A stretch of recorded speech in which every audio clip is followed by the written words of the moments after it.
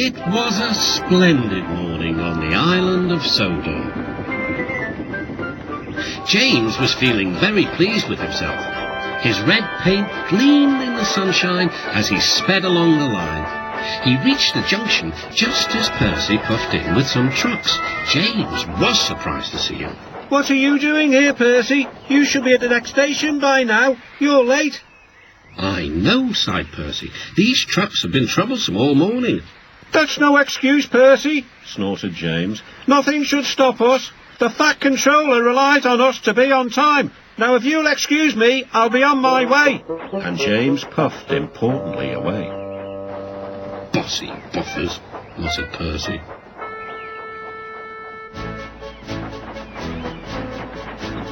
James arrived at the harbour. It was market day.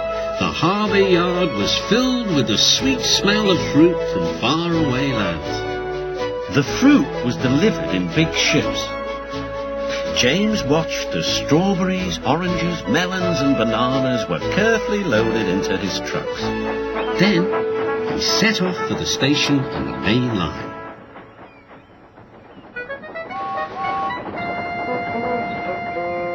On the way, he met Thomas.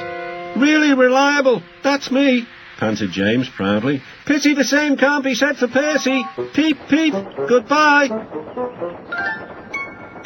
What was that about? Gasped Annie and Clarabel.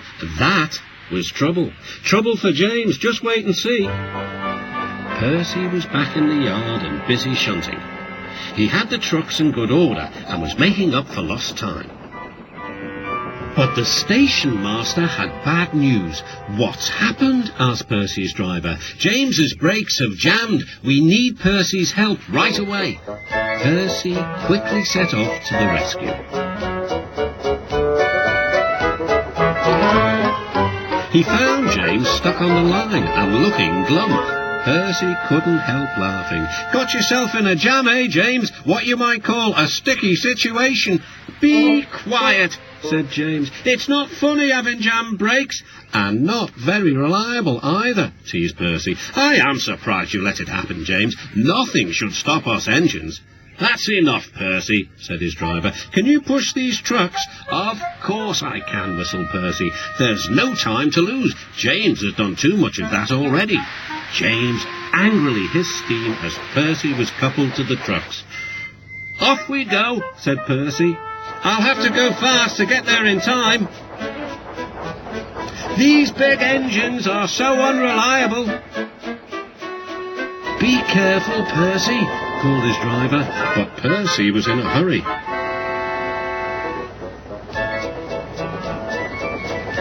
He didn't see that the points had failed and that he had been diverted into a siding. Look out, Percy, shouted his driver and applied the brakes. But it was too late. The driver and the fireman had jumped clear, but squashed fruit squirted all over Percy.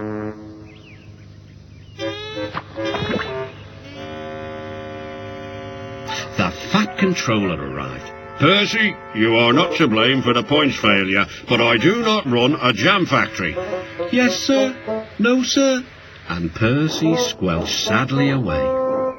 That night, the shed was silent. James and Percy felt very sorry for themselves. At last, Thomas spoke. You know, he said to no engine in particular, there's more than one way to get jammed. We all learned that today.